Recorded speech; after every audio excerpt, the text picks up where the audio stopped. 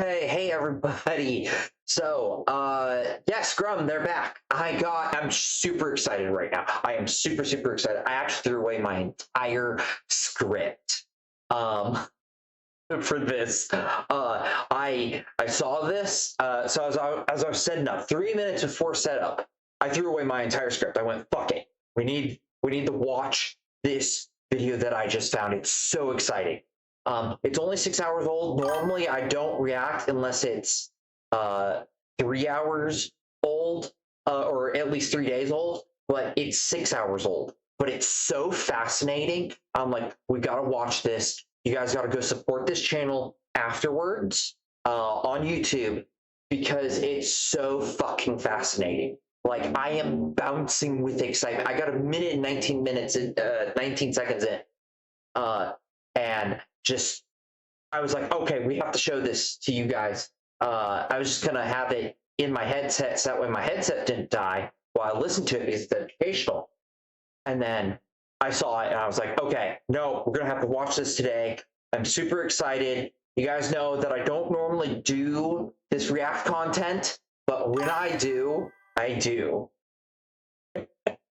It's about nuclear fission and not fission, fusion. And so we've got like 11, 12, maybe 15 in the world.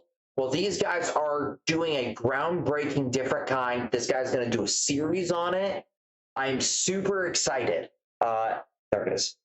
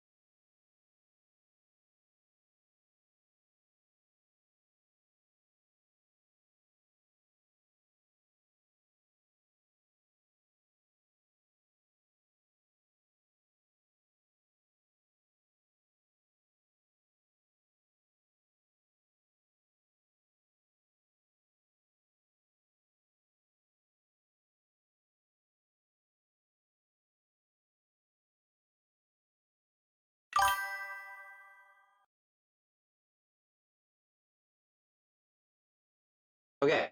Let me make sure that you guys are going to be able to hear the interweb. I turned that off a lot of the time so that way you guys don't hear what I'm listening to.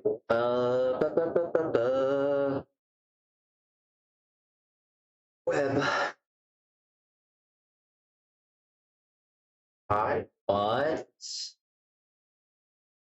V2 Studio.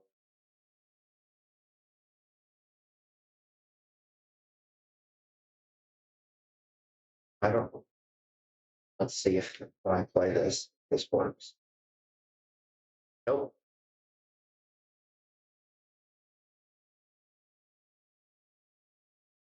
Yeah, I know you guys can't hear the video. Give me one moment. This was super impromptu.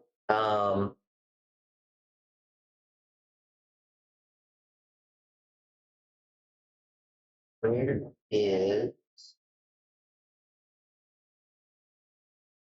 Oh, well.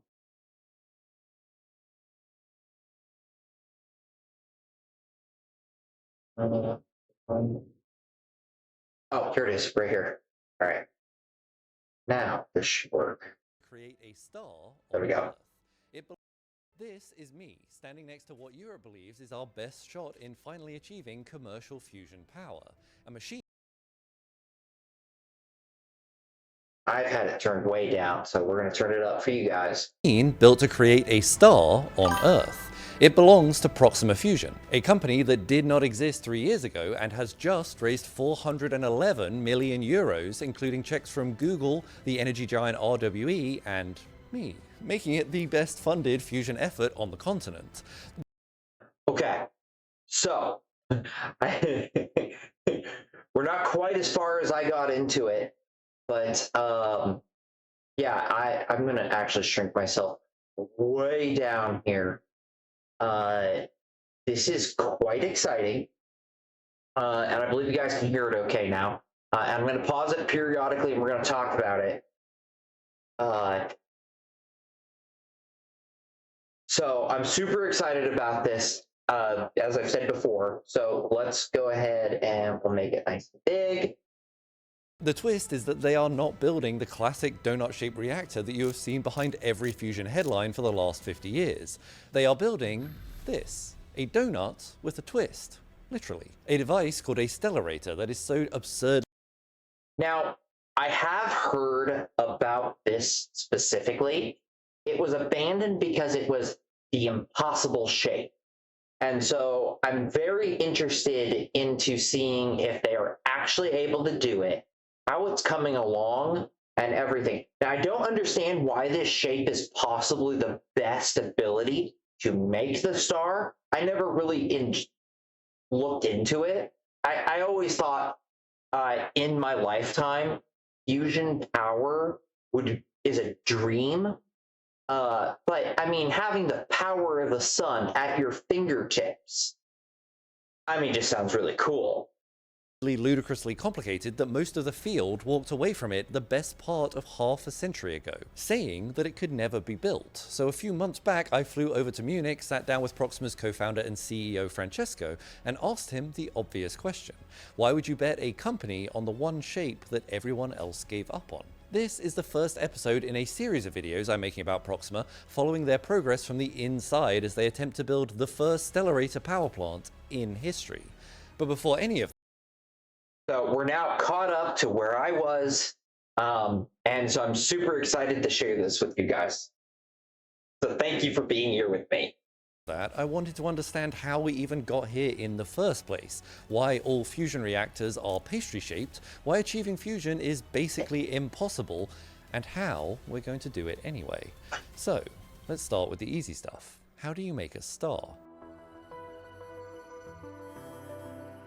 For more than 99% of human history, humanity looked up into the night sky and had absolutely no idea what stars were or how they worked.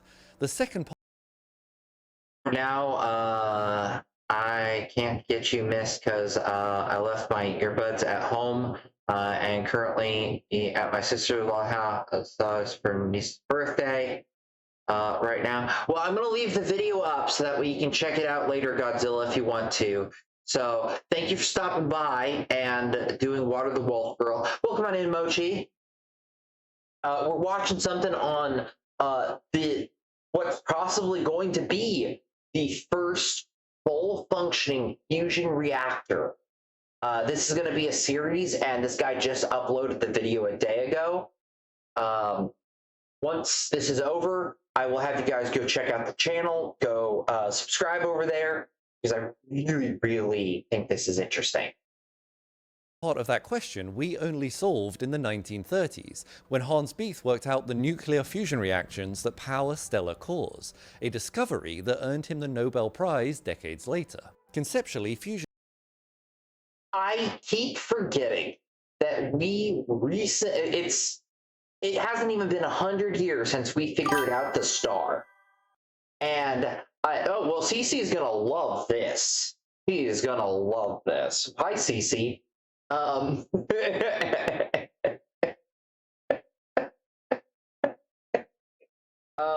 I keep forgetting that it hasn't even been 100 years since we figured this out. It's incredible.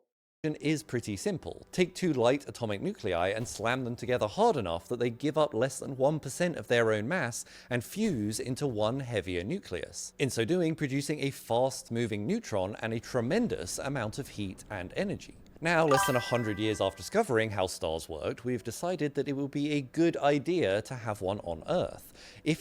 Thank you, Godzilla. Yeah, a good idea for a star on Earth. Oh my god. Let's power our world with it. If you can in fact build it, you'd then use heat to warm up the water molecules until they start to boil, generate steam to turn a steam engine, and create electricity, much to the delight of all 1800. I think it's so funny is that whether it's nuclear power plants, whether it's coal power plants or anything, we heat up water to create steam, aim to spin turbine more efficiently. That's quite literally all we are doing to create power. That is the most efficient way to create power. And the more efficiently we create heat, the more efficient our power is. It's wild to me that that's how it goes into the end. Steam train enthusiasts. If you can manage that in a way that releases more energy than you spent setting it up, you'll unlock a near limitless power supply fueled by hydrogen, the most abundant element in the universe, all without producing carbon emissions, long-lived high-level radioactive waste, and without the possibility of a meltdown. The problem is that that reaction has three demands that are in constant tension. The meltdown is the hardest thing. There's a type of nickel. I can't remember what it's called off the top of my head. Maybe it's like 235. I think that's uranium. Oh. Anyways, that nickel can be used because it's slightly radioactive. It can be used in nuclear power plants. And by that nickel being used in power plants, you can cut down on waste, and then you can melt down the nickel, add a drop of uranium, and just keep that going forever. Now, you can still get meltdowns in nuclear reactors. That's a problem still.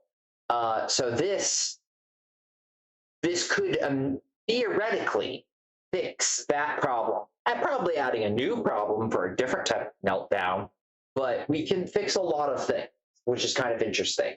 Are positively charged, so they repel one another, which means that they have to be moving fast enough or hot enough in order to push through that repulsion. To do that frequently enough to actually be useful, they have to be packed densely enough together, which, again, because they are all positively charged, they resist. So this environment needs to be hot, dense, and held together for a long time, all at the same time, a target for physicists that we call the triple product. The sun achieves all of these with gravity alone.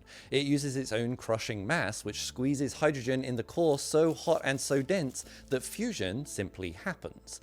But unfortunately here on Earth we don't have a star's worth of gravity to rely on, so instead we brute force it with temperature, heating hydrogen to somewhere between 100 and 150 million degrees Celsius, and that is roughly 10 times hotter than the core of the sun.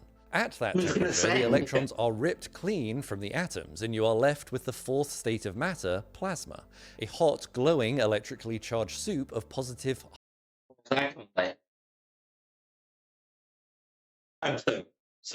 So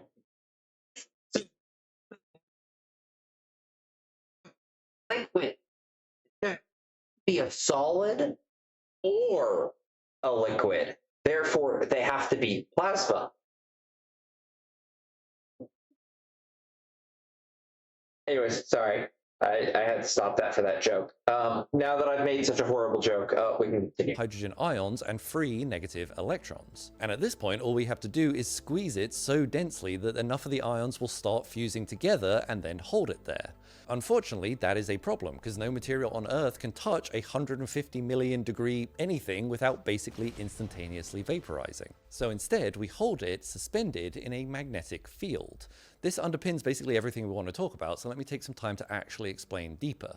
If we take a charged particle and move it in the direction of a magnetic field along a field line, it actually doesn't experience any force. It's only if we move it slightly perpendicular to that field that it starts to experience a push. That pushing force is perpendicular to the motion with respect to the magnetic field, and this creates a constant sideways push which bends the path of the particle around the field.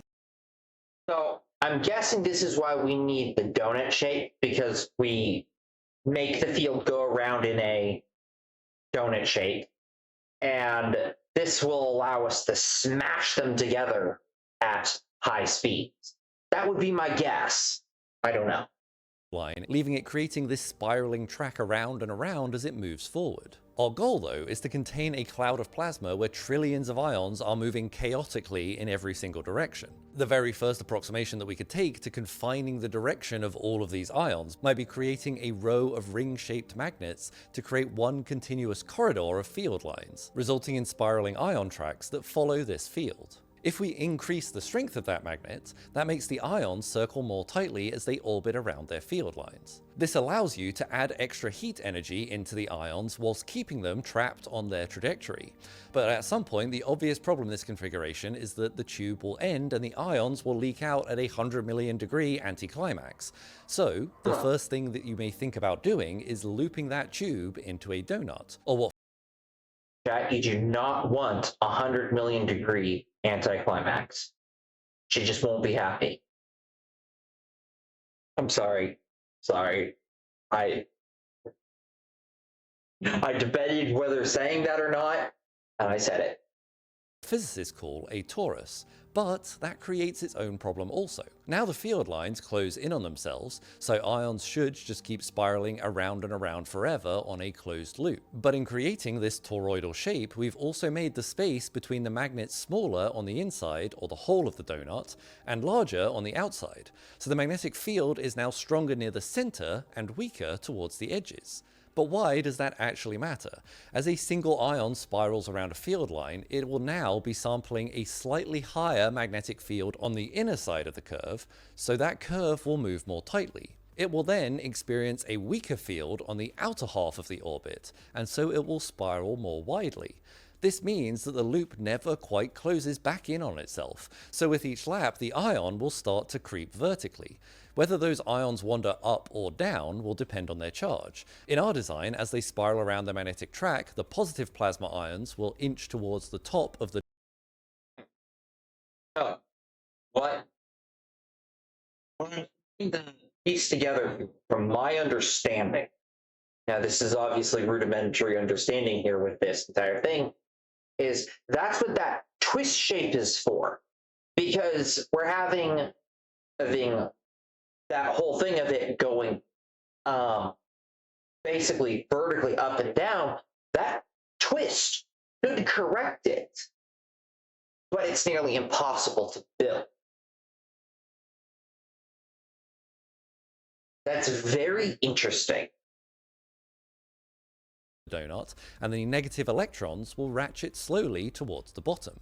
This separation of positive and negative charges means that you have just built a capacitor out of a 150 million degree cloud of plasma, and as a result, a voltage is now stretched vertically across it. If that sounds like it's kind of a bad thing, that is because it is. Every particle in this plasma is now sitting in two fields at once, crossed at right angles. The magnetic field running the long way around the donut, and this brand new electric field pointing from top to bottom. The result is that a charged particle sitting in this crossed electric and magnetic field will start to drift in the direction that is at right angles to both of them.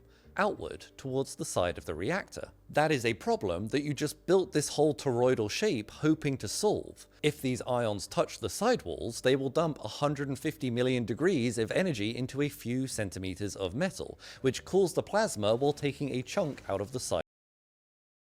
I was going to say, that sounds like you're going to have basically an explosion, which would not be good.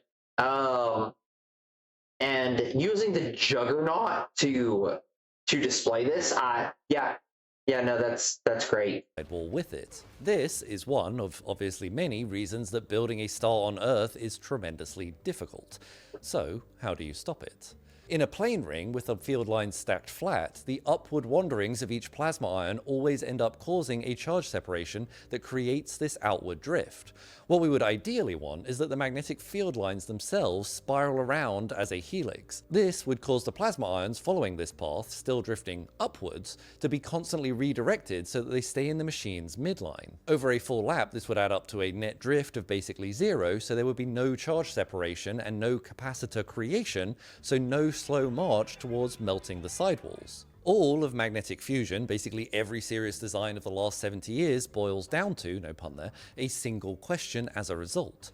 How do you make that twist? But first, I have to thank the sponsors of today's video, Log.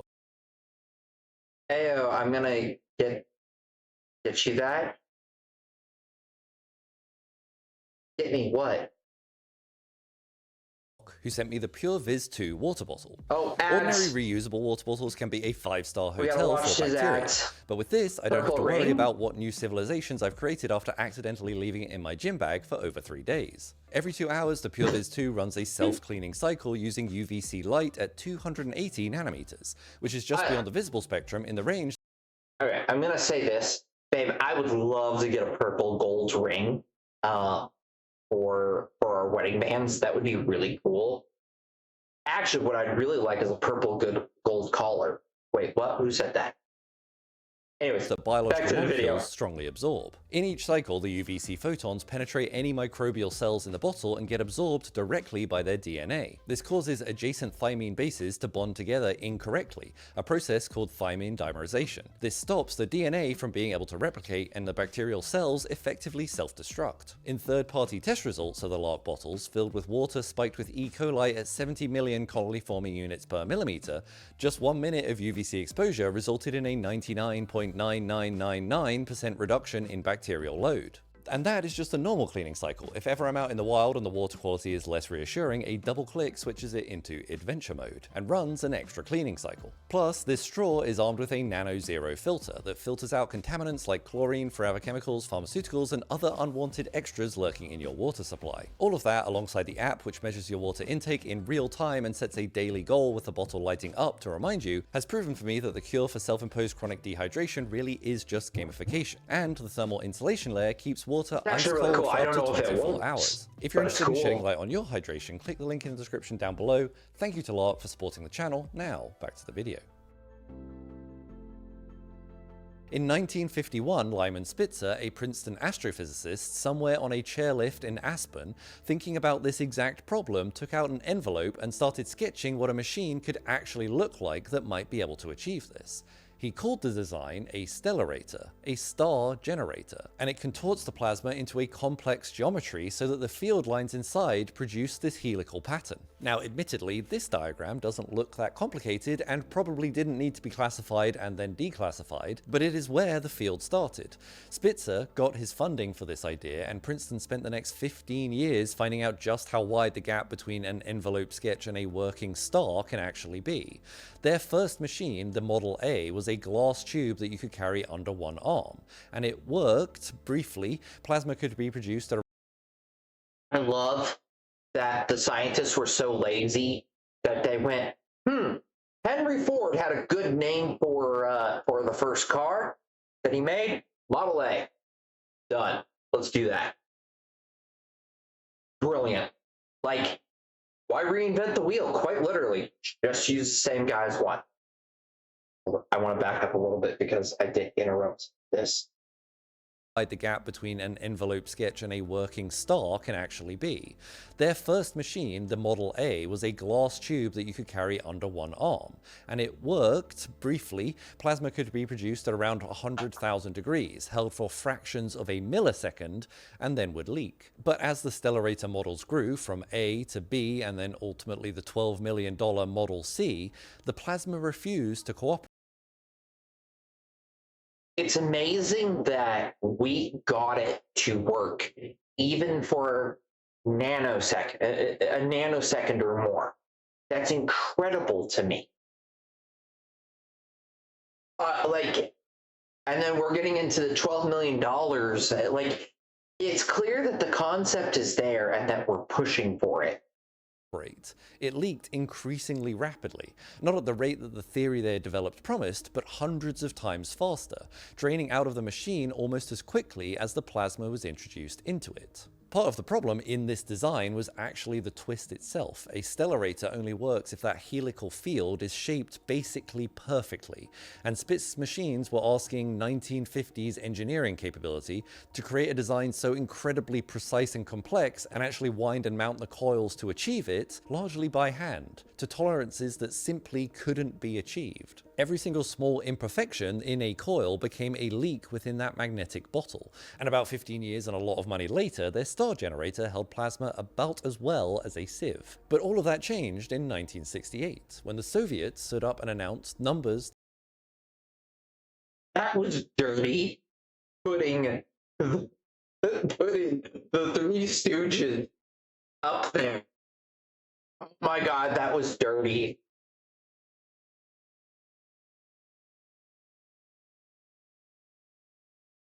I gotta go back to that.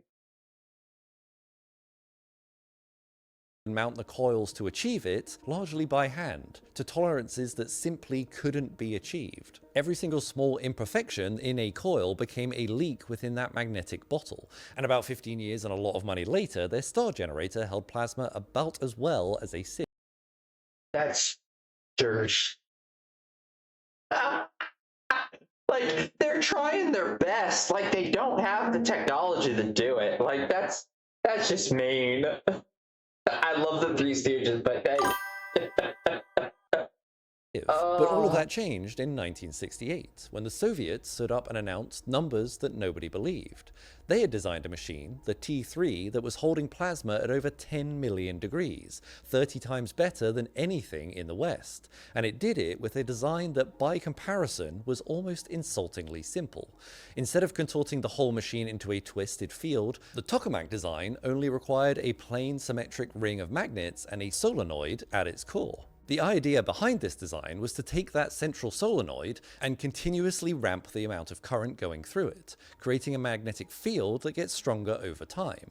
A changing strength magnetic field always creates an electric. I mean, I can see why this might slightly work, but I think the twist is probably still the better thing. I understand their logic here of well, we can't do the twist. Let's try and put this cylinder there. That's very interesting. But at the same time, you're going to run into other problems. Electric field looping around it, and that electric field was aligned so that it created a current through the ring of plasma within the torus. That plasma current then makes its own magnetic field, looping the short way around the cross-section. Add that to the original field running the long way around, and the two meet at right angles, and the combined field line spirals as it goes, exactly the helix you needed to kill the drift. The claims behind this breakthrough and this approach were so extraordinary that a British team flew lasers to Siberia in the middle of the Cold War to measure the plasma temperatures themselves. The Soviets, it turned out, were correct. And within 5 years, almost every single stellarator program on Earth had been shut down or converted, Princeton's Model C included, and the tokamak has been the mainstream of fusion ever since. But there is a downside to this approach. That transformer or solenoid trick has a flaw. And there it is. There is a downside. That is welded into its bones. A transformer only works while the current in the primary coil is changing. The moment the solenoid stops ramping up, then the plasma current that it creates dies, causing your helix to untwist, and your star goes back to creeping outwards towards your sidewalls. At some point in this continuous wait a second. You can't ramp that thing up in the solenoid in the middle indefinitely. So eventually you get to the point where you're no longer generating the star. And that means we're right back to square one.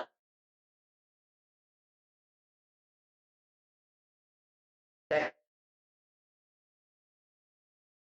What did they plan to do? Like put 7 or 8 or 9 of these things together, and then just hope for the best? Continuous ramping, you are requiring so much energy to be pumped into the solenoid that it will be consuming more energy than any fusion reactor could hope to produce. So how do you solve this? You solve this the way any good engineering problem should be solved. You turn the thing off and then you turn it on again. Every single tokamak power plant runs basically the same way. Take for example ITER, one of our largest fusion projects on the planet. It ramps up to about 45,000 amps in its primary solenoid coil, enough to drive a 15 million amp current in the plasma. This ramp Okay. That still sounds like you're eventually going to reach a net negative. Now, I did do some research because someone claimed that, oh, well, all of our nuclear power plants are now fusion. And I looked it up, and there's only like 11 fusion reactors that are even trying to work. And none of them have the net positive. And at the time I looked this up, France still had their nuclear reactors, and it was like there's only 437 nuclear reactors in the world at the time. So, and we've gone down. So, it's like, yeah, there's not a whole bunch of these, what is it? Hey, Taka, how's it going? I found this video right before I started streaming and went, okay, we need to watch this because it is fascinating.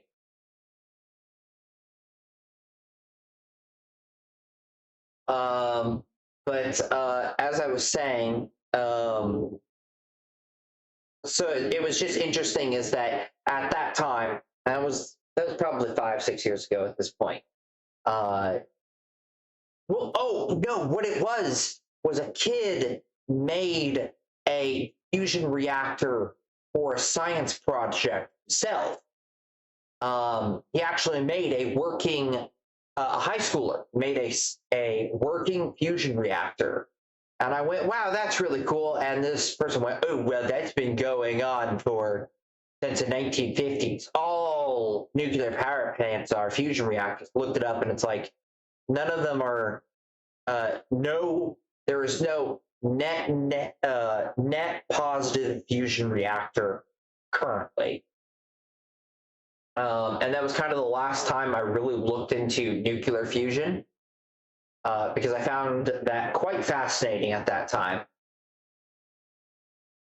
And so now, hi, Oni. How's it going?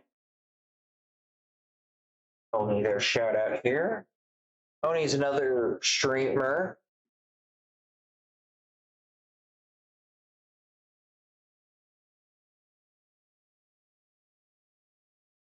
Going good. I'm doing pretty well. Is there an update on the D&D channel? Okay. You're just obsessed with D&D. That's what's well, thank you for the shout out. Yeah, any streamer that comes here, I give a shout out. I want people to go support all the other streamers here.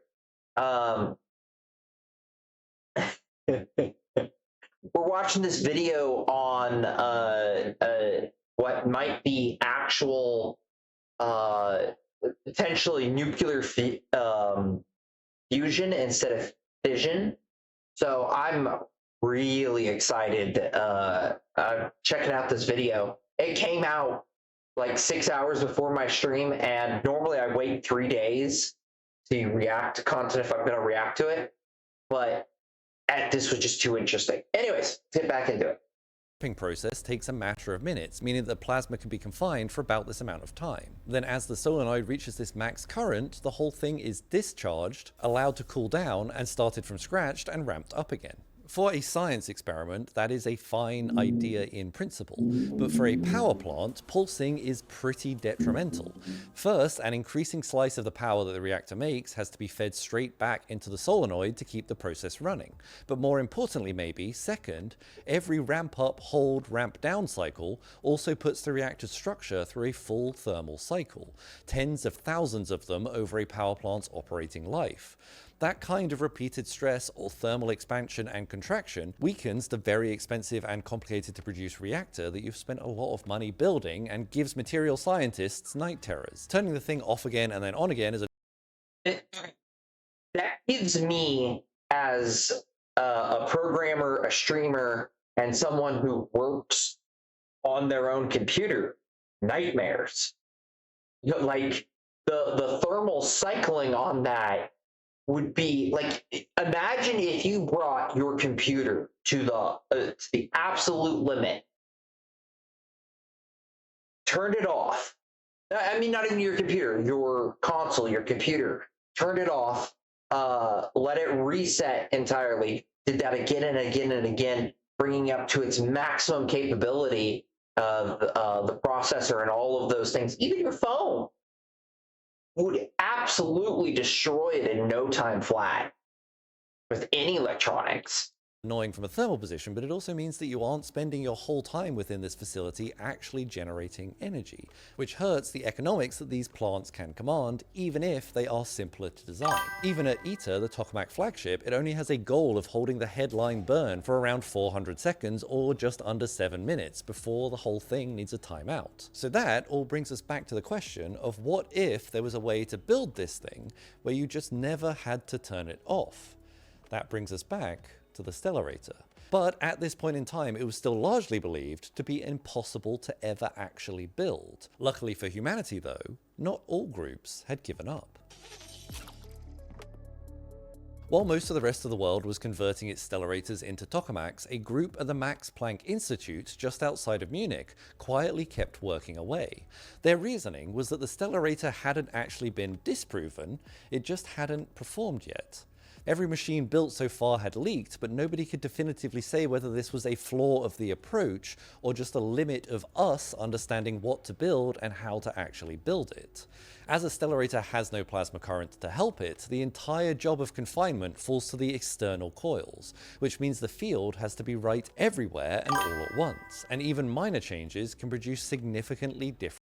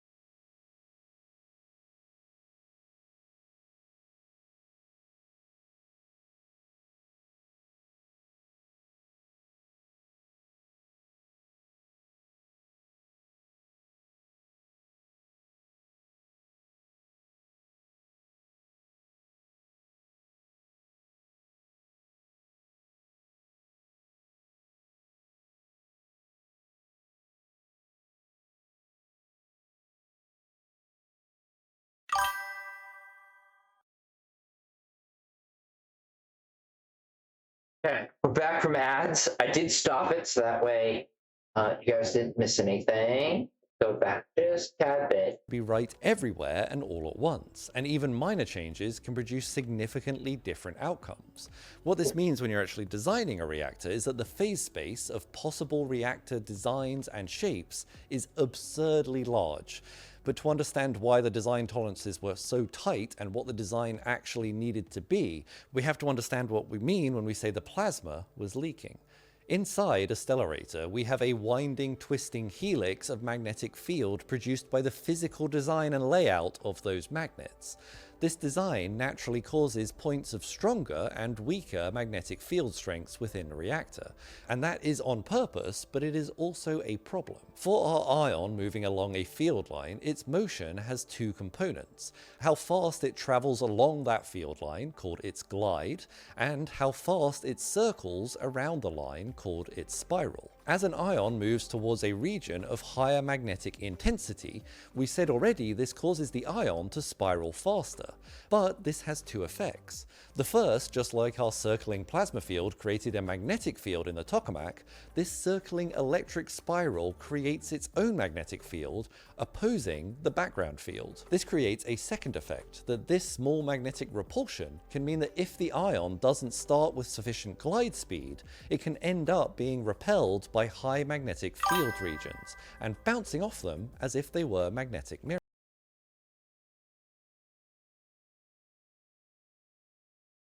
That,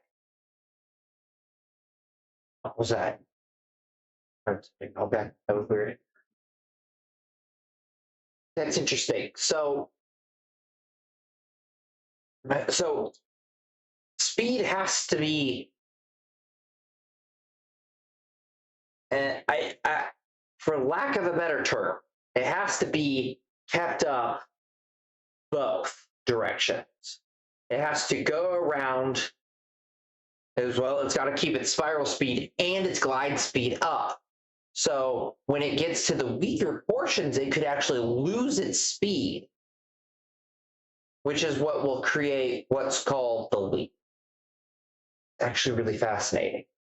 That is a catastrophically bad problem because it places us back into our original toroidal scenario, with particles now moving just backward and forward over the same stretch of uneven field rather than being continuously shaped by the full stellarator's twists. Now, as a result, ions begin to separate again and form a capacitor, and then obviously drift outwards towards the sidewalls. This minor but constant leaking of the heat of the plasma collapses the reactor's ability to sustain fusion. This is the leak that had been killing these stellarator designs for decades. So our question is this fixable?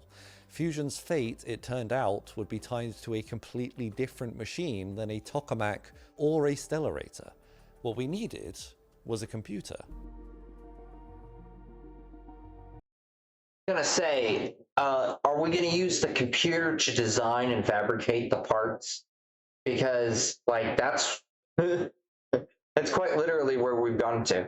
And there's our old friend Clippy. For those of you millennials who are old enough to remember him, be sure to take your Advil for your back. I know that I need to. Throughout the 1980s and across into the new millennium, computing power finally caught up with fusion's ambition and let optimization algorithms climb towards the shapes where the drifts cancel out. By 1988, the Max Planck team had produced their first computationally optimized design, the Wendelstein 7AS. It had a major radius of just 2 meters and it could hold less than a milligram of plasma. And because the copper magnetic coils that created this optimized plasma shape also generated resistance when the current was ramped through them, it created huge amounts of heat, so couldn't run continuously at the field strengths a real reactor would actually need to produce fusion. That is, at least without risking a total meltdown. But at least it was a start. The results of the 7AS showed for the very first time that this design could in fact confine the plasma and prevent the leak that had been haunting stellarators for decades. In 2014, a further breakthrough came after decades of further iterations, which took the team to their landmark build, the W7X, which, if you look at it, is a long way from Spitzer's first Figure 8 design. It was built from 50 non-planar superconducting coils, arranged in 5 identical modules around the ring. Each one is bent to its own contorted, computer-optimized 3-dimensional shape. It's amazing. We've gone from a figure 8 to this very smashed donut. I think that's very cool, though, that we've come this far. Human engineering, let's just be honest, is absolutely amazing. Process that would have been reasonably challenging to sketch on the back of an envelope. Inside it is even more complicated. A look at a simulation of the field those coils produce is many nested field surfaces, one inside the other like Russian dolls, each one a closed, self-containing magnetic shell with the plasma particle riding around on each layer. I said before, eliminating trapped particles between these magnetic mirrors that will inevitably occur in any stellarate design is physically impossible because ions will always collide and reduce their own glide speeds to near zero, and that could happen at any point during stellarator operation. This optimized solution has shaped the field so that during the first half of any trapped particle's bounce, it drifts one way within the stellarator, say inward towards the center of the ring. Then during the second half, it drifts back out by exactly the same amount. This makes the net movement over that bound zero, and means that every trapped ion between the mirrors stays also trapped within the magnetic confinement. This approach, very catchily, is called quasi-isodynamic optimization, and you can see it in action across a map of the magnetic field strengths, where the Quasi-thermodynamic optimization. I can't even say that. Like, I'm gonna hurt myself trying to say it. dark parts indicate where the field is strong and the light parts where it is weak. In a bad design, the strong and weak patches are scattered kind of randomly throughout the design. In W7X, they run in clean mirrored stripes, so that a trapped particle bouncing between one stripe and the next meets the exact same imbalance going out as coming back. Going from this computerized simulation of a stable plasma ring to an actual ring took more than 2 decades and swallowed more than 1 million hours of assembly. It also consumed a good chunk of funding from scientific programs with a budget north of €1 billion. W7X's first plasma, a puff of helium, came in December of 2015, and a few weeks Honestly, that's amazing. I know that that's an absurd amount of money. Like, I don't know how much a euro translates for to the dollar, but it's such a absurd amount of money that I don't need to know. I'm sitting here thinking though that, oh my God, that's so much. That's amazing. I hope that these guys succeed, honestly, in the end here. later, Angela Merkel, herself a physicist by training, pressed the button on the first hydrogen plasma with a level of enthusiasm and fanfare that I can only describe as unequivocally German. Chancellor, press the button. There we go. Wonderful. You've done it. The first shot touched about 1,000,000 degrees for a tenth of a second. Modest, but over the next decade they pushed W7X further and further, proving one experiment at a time that the theory actually worked. In 2018, the team fired 28 frozen hydrogen pellets into the reactor chamber and reached a stored energy of 1.02 megajoules, temperatures over 29 million degrees, and 230 millisecond energy confinement time. Those were world-class numbers for any stellarator, and on its own this was a huge leap, but it set the scene for what needed to happen next, and for people to start taking stellarators actually seriously. In February of 2023, W7X held a 40 million degree plasma for a full 8 minutes, pushing 1.3 gigajoules of energy through it, which is 17 times its previous best. Stellarator. I need to see something though. So, how much power? Okay, wait. How many lights can 1.6 gigajoules power. How many 80-watt lights can that power?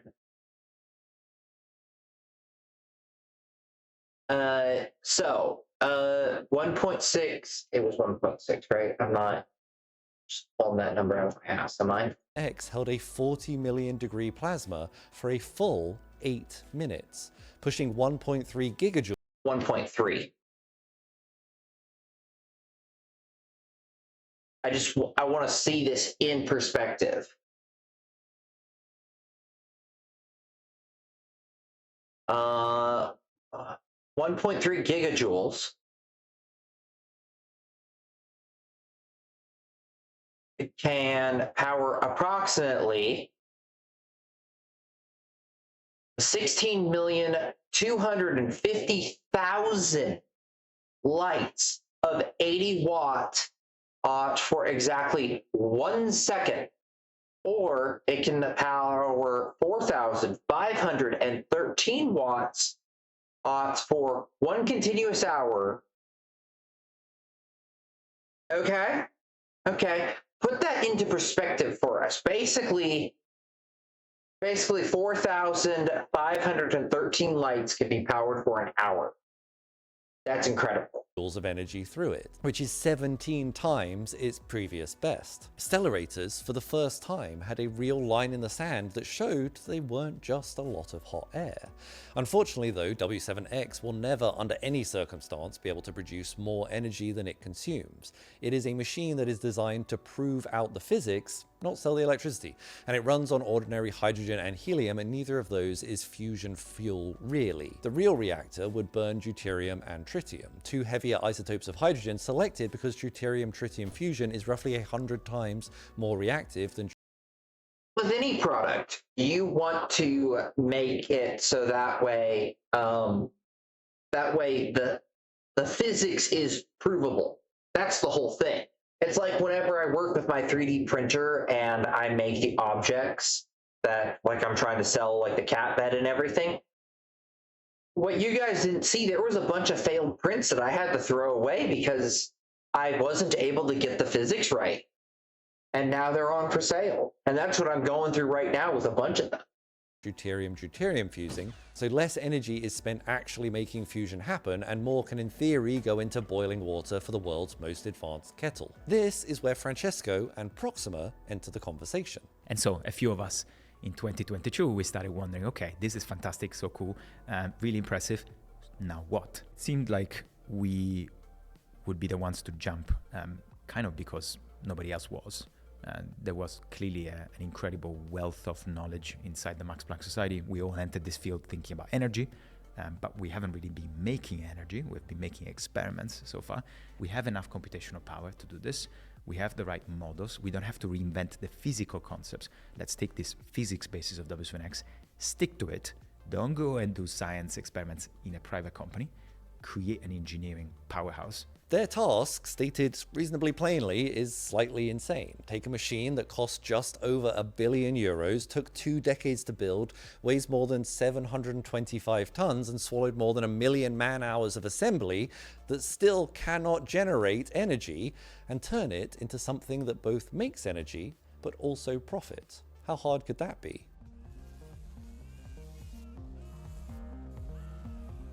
Before founding Proxima in 2023 as a spin-out from the Max Planck Institute, How hard could it be? Hard. Very hard. We've already seen that. Francesco spent a decade working on tokamaks, first at MIT, then at the Max Planck Institute, before defecting to the twisted side of stellarators. His co-founder, Jorrit, spent his research career on precisely one question: the physics and engineering trade-offs of turning W7X into an actual power plant. That combination is a pretty good place to start in terms of a founding team. What they identified was that what Proxima needed was a way to ramp up the energy created by W7X's design in order to make a machine that was actually economical. Luckily for them, there is one lever they hadn't pulled yet: the strength of the magnets. Fusion power scales as the fourth power of magnetic field. So if you double the power of your magnet, you get 16 times the output power from your same volume of plasma fusion.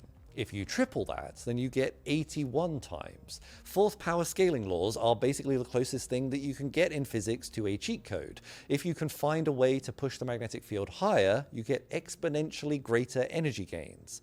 So the proposal was pretty simple. It blows me away that these people are so smart and they're able to come up with that type of stuff. Toko! How's it going, Toko? Toko, right as I was setting up, I actually threw away my entire script because that I was going to go with programming because I saw this video. I'll be linking the video here at the end and all that. But oh my god, it's so fascinating. Simple. Crank up the field and ride it all the way to the clean energy bank. Unfortunately, as with everything in the world of fusion, something is always standing in the way, and this time it was the magnets themselves. W7X's magnets are extraordinary objects. Each of the 50 non-planar coils is a 6-ton, 3.5-meter lump of niobium titanium alloy, manufactured into its exact computer-optimized contortion to a tolerance of a few millimeters. It then has to hold its exact shape when chilled to 4. They're making fusion reactors. Like, these guys are trying to make an actual fusion reactor that will create a net positive. Currently, we have no fusion reactors that make a net positive. So, yeah, it's very fascinating. Degrees above absolute zero, or minus 269 degrees Celsius. That is a temperature that is cold enough where the electrons in the wire pair up into what are called Cooper pairs, and the metal becomes superconducting, with current flowing with zero resistance.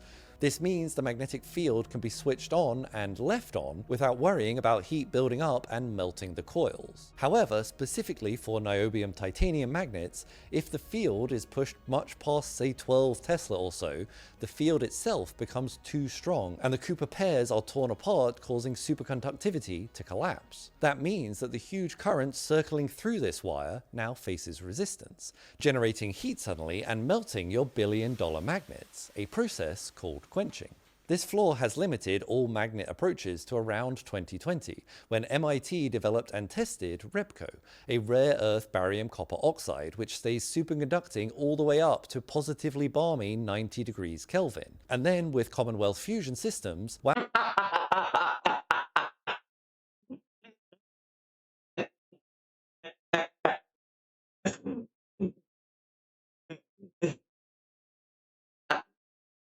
I'm laughing. Let me get this here. 90 Kelvin. Then in we'll get it in first in Celsius. That is negative 183.15 degrees Celsius. For those of you who are not in freedom units, and then in freedom units, it's almost negative 300 at negative 297.6. That's hilarious. That's why I was laughing. That 90 Kelvin, that balmy 90 Kelvin, that's not hot at all. Like, that is... We would die at those temperatures instantly. Found it into a coil and showed that it can survive up to 20 Tesla. That nearly doubles the maximum strength of the fields a metallic alloy can endure. But, as usual, there is just one problem. REBCO is a ceramic, and ceramics do not bend easily, particularly around tight curved geometries needed to build something like the coils of a stellarator.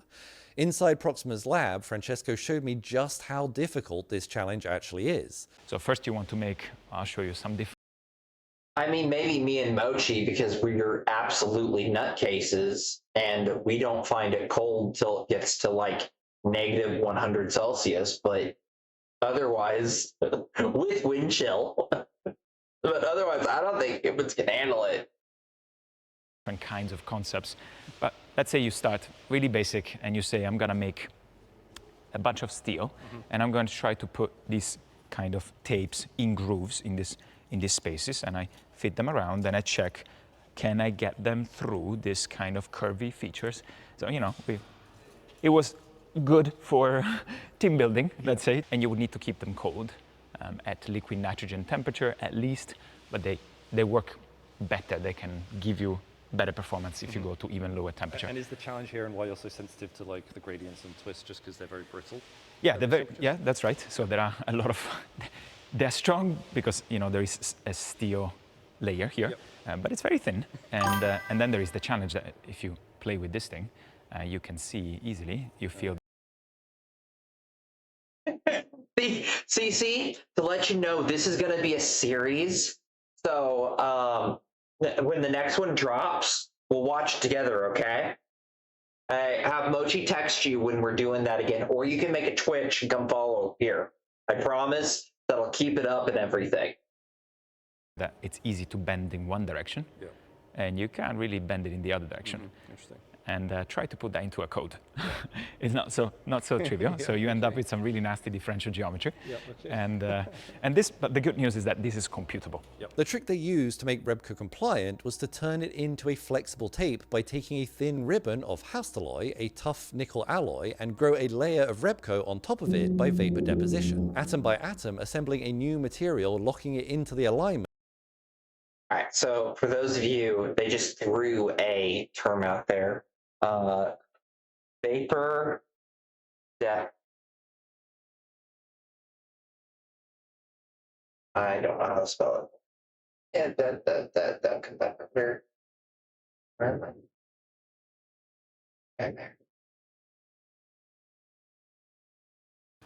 It was good. A thick clive down to a new material In the other direction. Interesting. And try to put that into a code.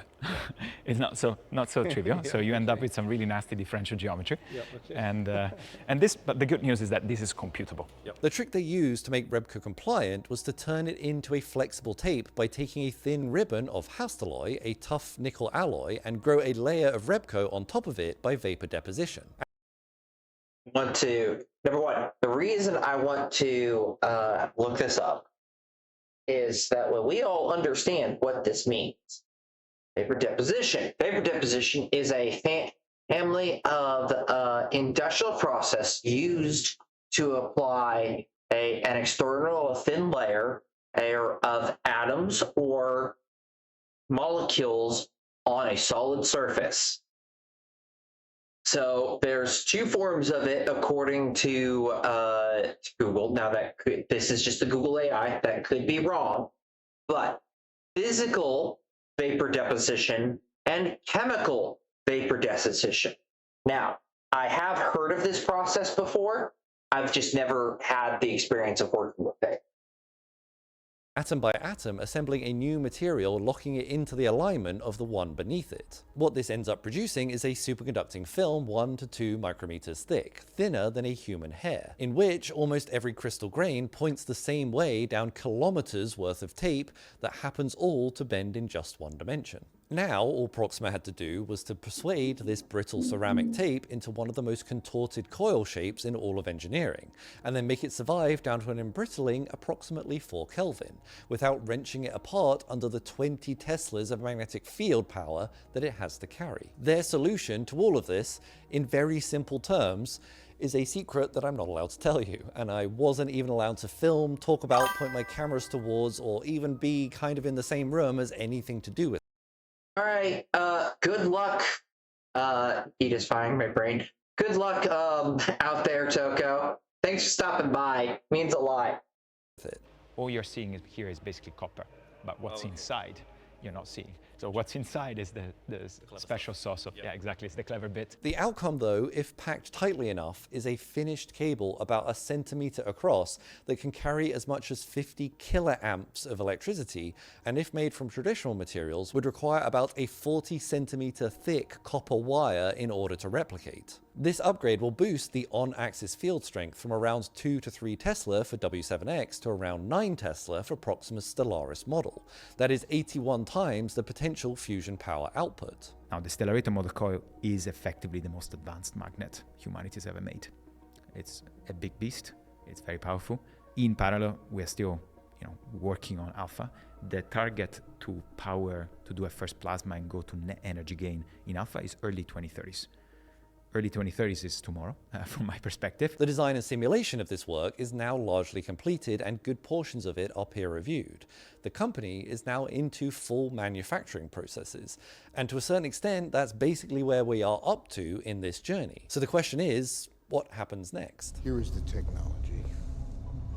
I've asked you to simply make it smaller. In February of this year, Proxima signed a Memorandum of Understanding with the Free State of Bavaria, the energy utility RWE, and the Max Planck Institute, laying out a roadmap whose final stop is the world's first commercial Stellarator power plant. Germany has a very complicated history with nuclear.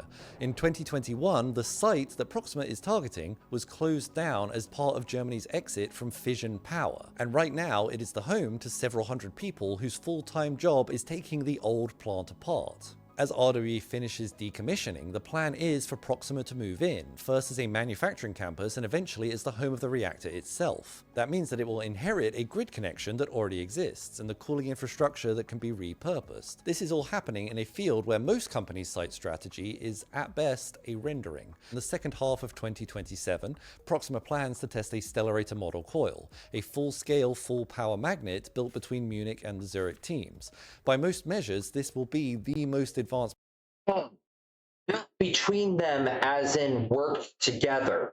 I thought for a moment that they meant built together over all that distance. I was like, how did you guys acquire that much land? How many people got uprooted? No, it's worked together.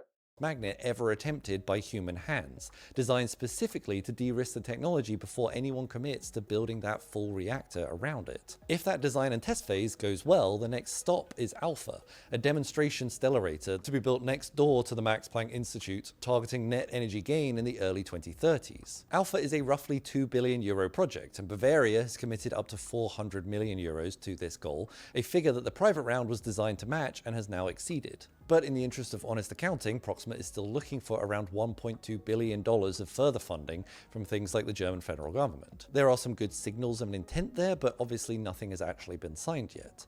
Alpha is meant to be the last test machine Proxima ever builds before the real thing, Stellaris, slated for the late 2030s.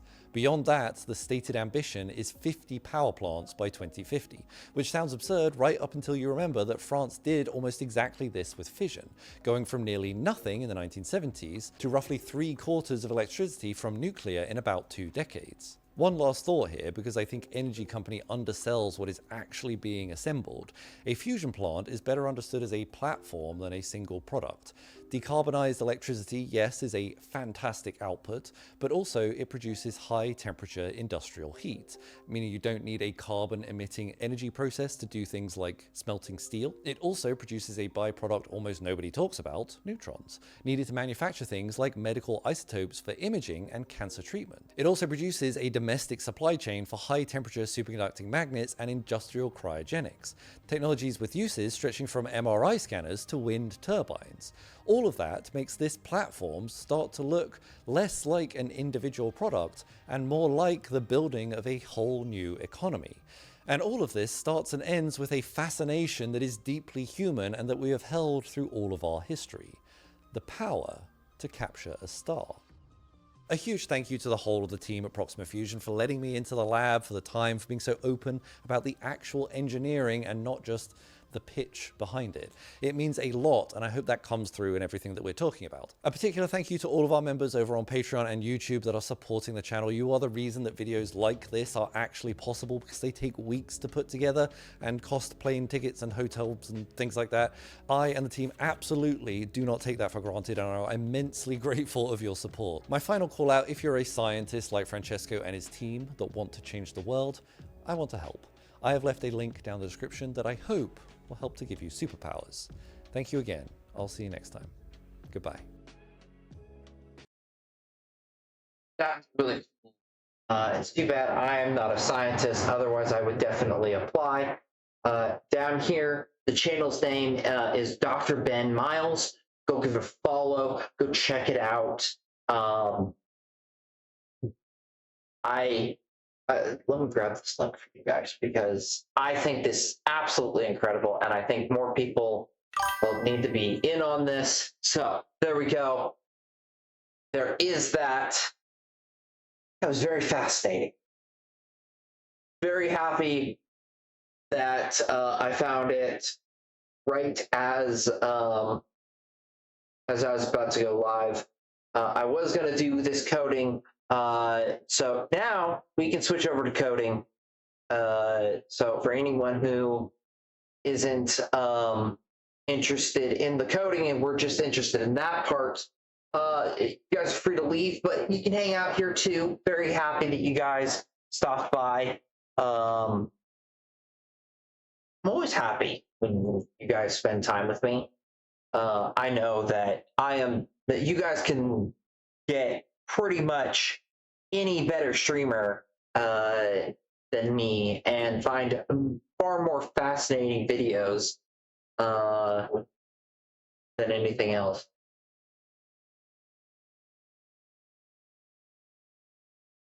All right. So where we left off on this front, I need to pull up some stuff. Not that one. This one can be closed.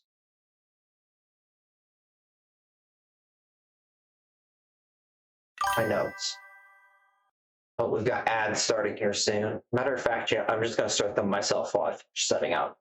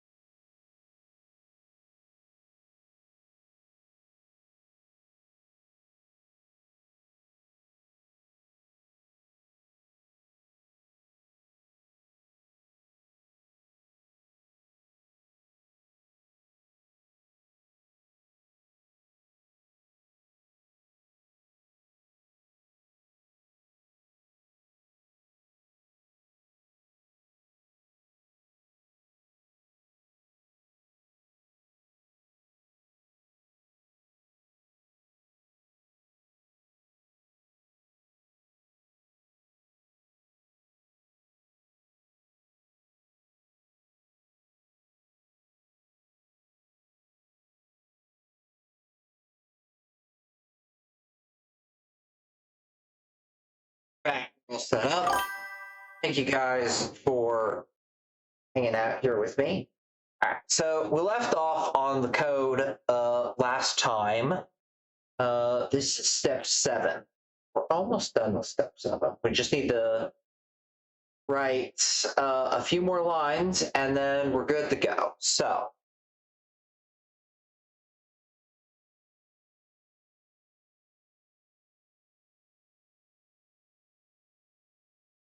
Papa, Oscar, Sierra, India,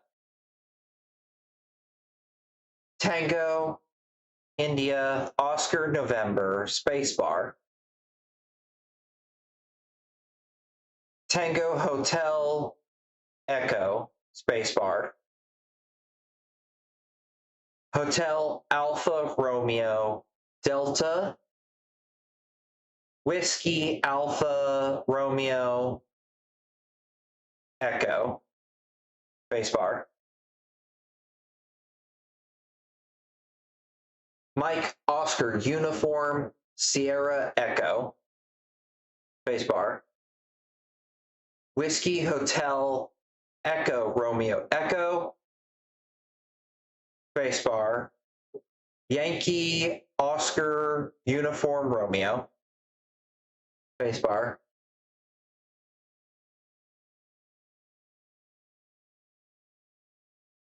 Charlie, Uniform, Sierra, Tango, Oscar, Mike, spacebar,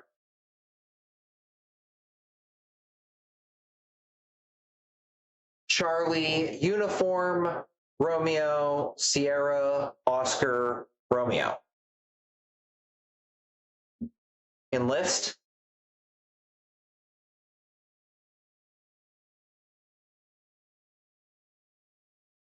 Sierra, Echo, Lima, Foxtrot, dot, Mike, Oscar, left click, dot, Charlie, left click, left print,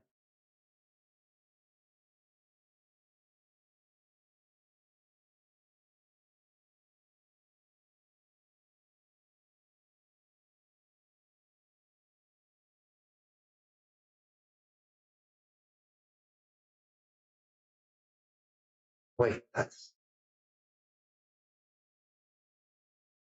junk, junk, junk, junk, junk, junk, junk, junk.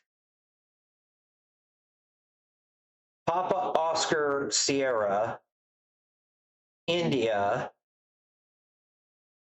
Tango, India, Oscar, November, spacebar, equals, spacebar, left print,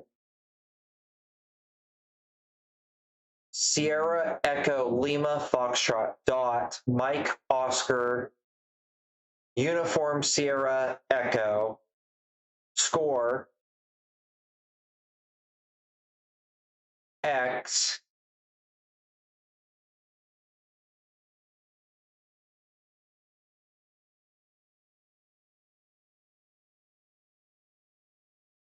right print,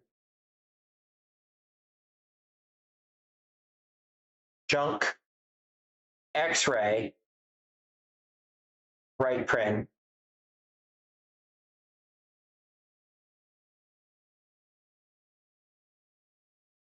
left print,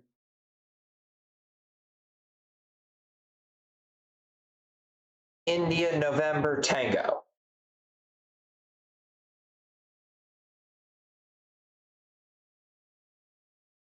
Spacebar,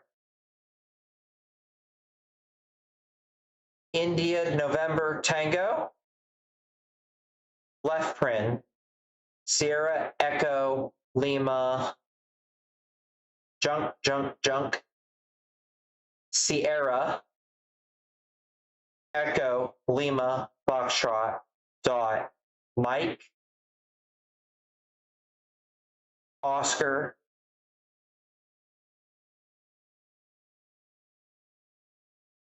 uniform, left click.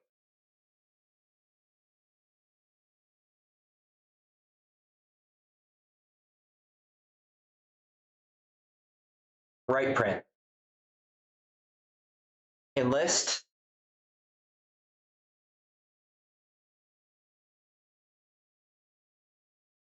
Enlist.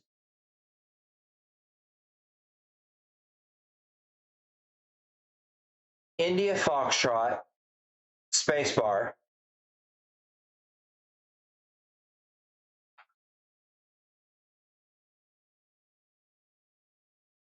Lima,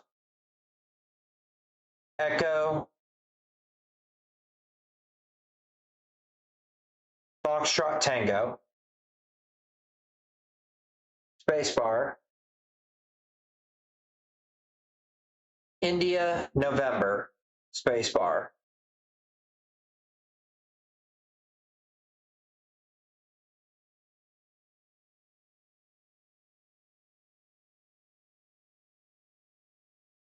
Charlie, Oscar, Mike, Alpha, November, Delta, spacebar.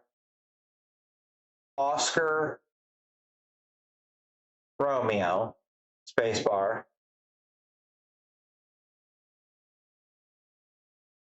Charlie, Lima, India, Charlie, Kilo, spacebar. India, November, spacebar. Charlie, Oscar, Mike, Alpha, November, Delta, colon, enlist.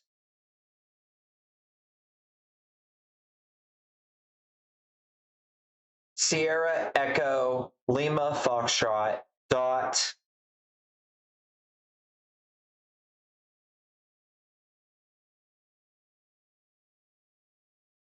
left click, dot, left click,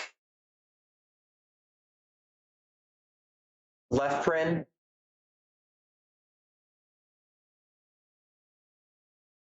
Papa, Yankee, November, Papa, uniform, Tango, dot,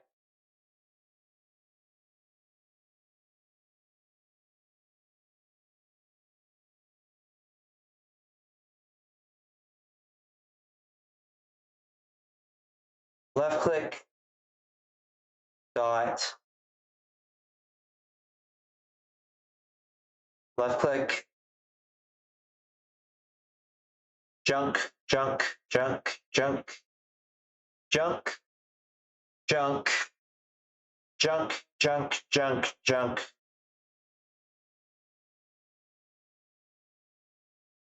Bravo, uniform, Tango, Tango, Oscar, November, dot, left click, spacebar, 1. 1. Enlist,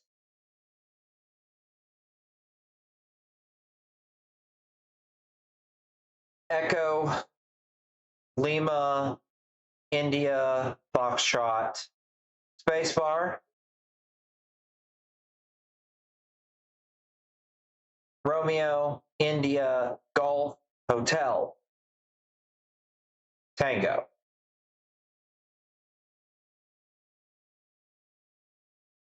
Spacebar, India, November, spacebar,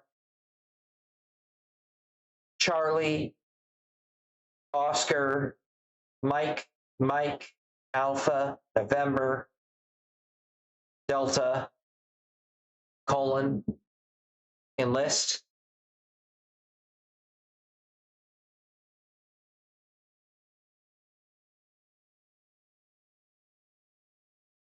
Sierra, Echo, Lima Foxtrot dot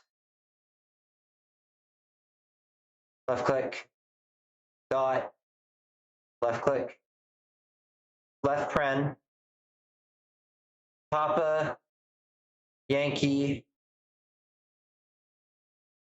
November Papa Uniform Tango dot left click dot left click dot left click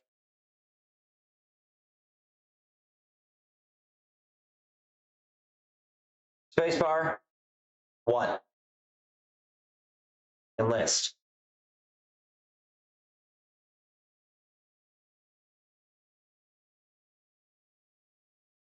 Papa Romeo India November Tango left paren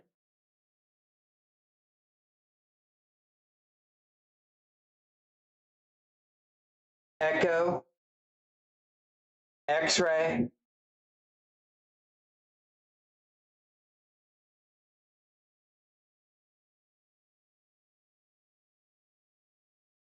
Tango Echo Romeo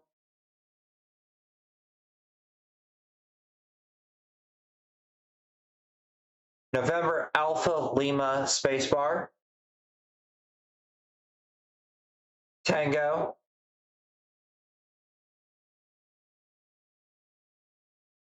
Romeo India Golf Golf Echo Romeo colon spacebar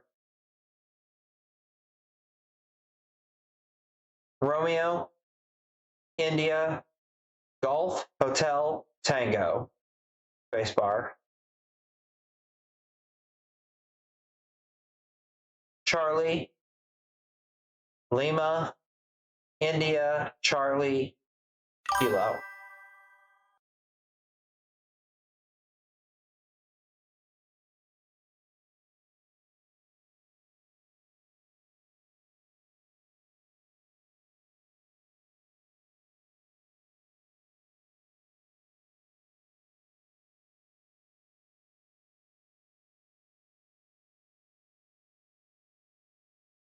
oh.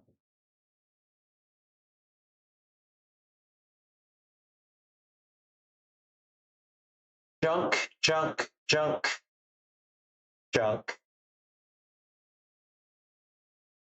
junk enlist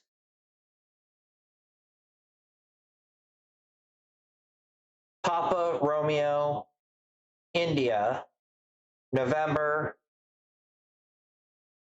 Tango left paren Echo X-ray Tango Echo Romeo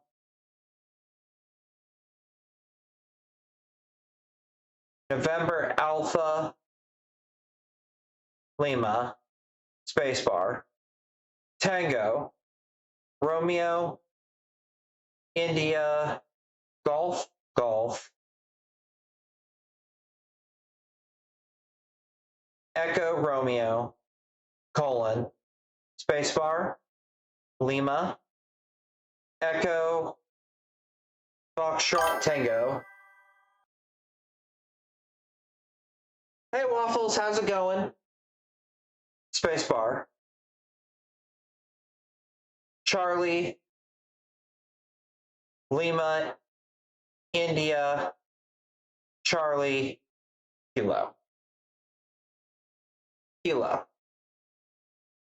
There you go. Sometimes the mic just does not pick me up.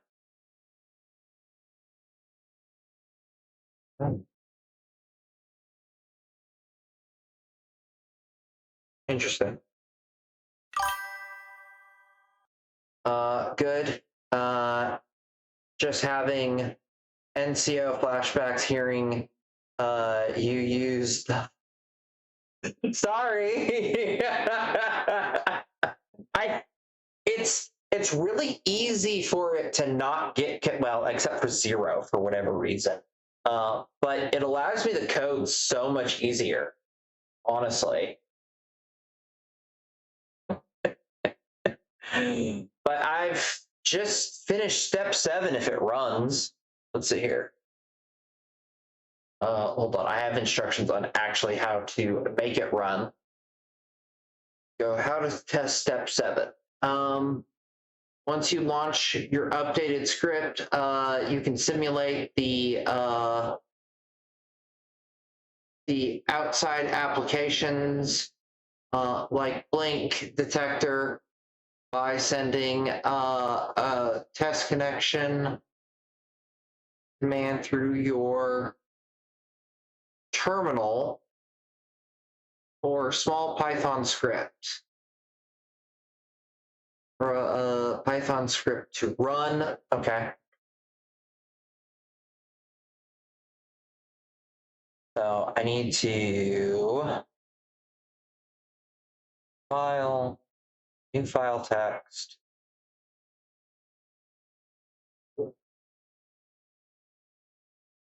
Is going to be save as .py, isn't it? Yeah, it is. Go test dot py. Save document. Okay. Oh, I've already written that.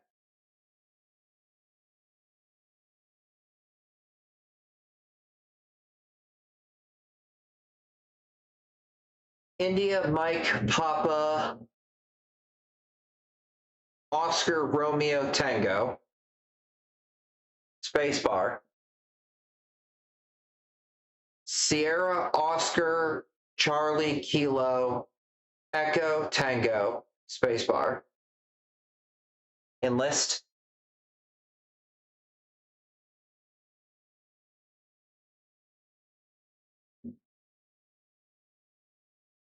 I cannot see that photo. I enlarge it. Oh, of course I can. Why would you be able to enlarge a photo that you have right in front of your face?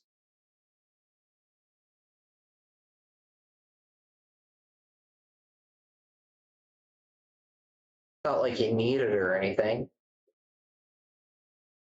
Yeah.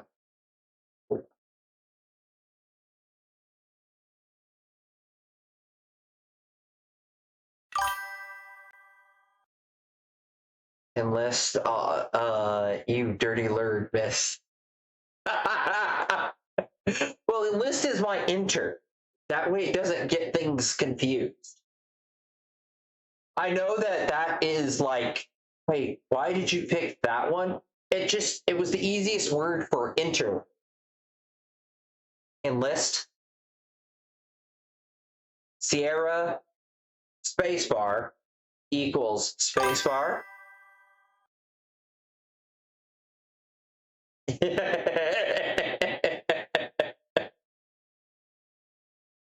Sierra, Oscar, Charlie, Echo, junk, Kilo, Echo, Tango, dot, Sierra, Sierra, Oscar, Charlie, junk, junk, junk, Oscar, Charlie, left click, left print, Sierra, Oscar, junk, junk, Sierra, Oscar, Charlie, Kilo, Echo, Tango, dot, left click, junk, junk, junk, junk, junk, junk. India, November, Echo, Tango. Spacebar.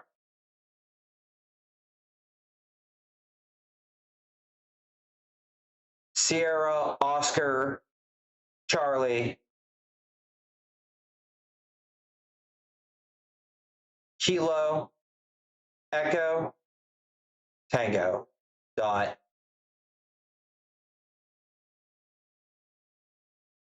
Left click. List.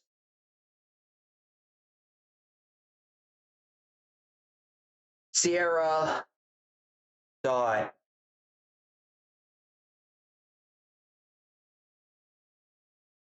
Charlie, Oscar,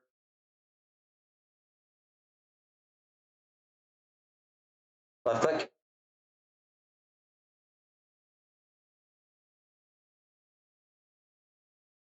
Left friend, left friend.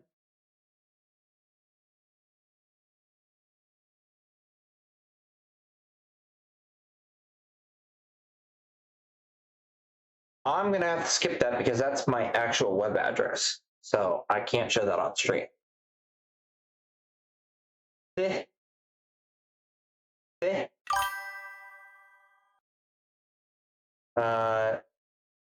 So I can teach you at 8-digit grid coordinates now that you're using the native phonic alphabet. Alien invaders.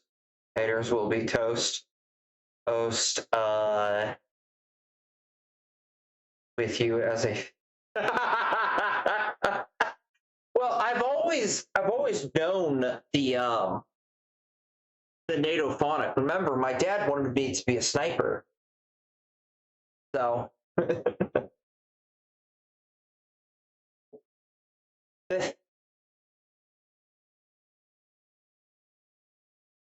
fifth, 0, 0, fifth.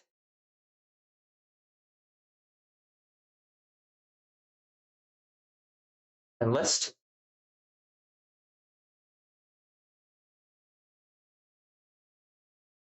Sierra dot Sierra. Echo November Delta.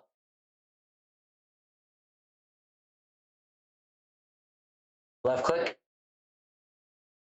Left print. Bravo. Lima Echo Foxtrot Tango. Enlist. Sierra dot Charlie Lima Oscar Sierra Echo left print.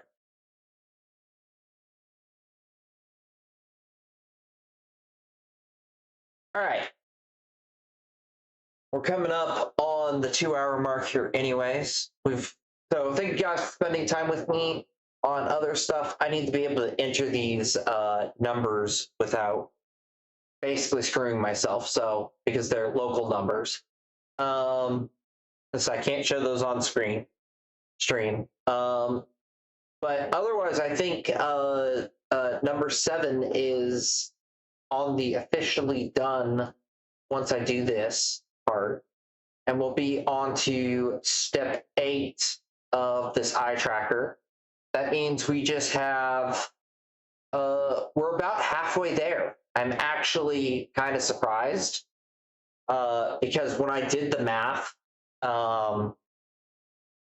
it was going to be like to get here was supposed to take like 14 streams, but that last stream we completed 4, 5, 6, and part of 7. Actually, the majority of 7. So I'm gonna head off, guys. Thank you guys for all being here. I don't know who I'm gonna pick on the raid yet. Mama Bear is live. What is she playing? Tidy Up Together? Yeah, let's go raid her. It's been a while since Mama Bat, not Mama Bear. I don't know why I said Mama Bear. Mama Bat.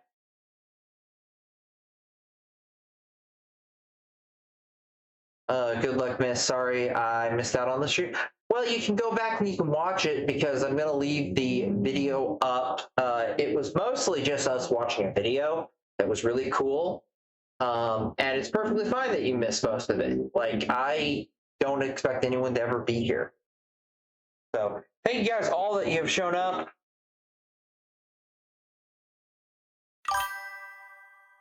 Remember, it's Wolf Woman Lab raid.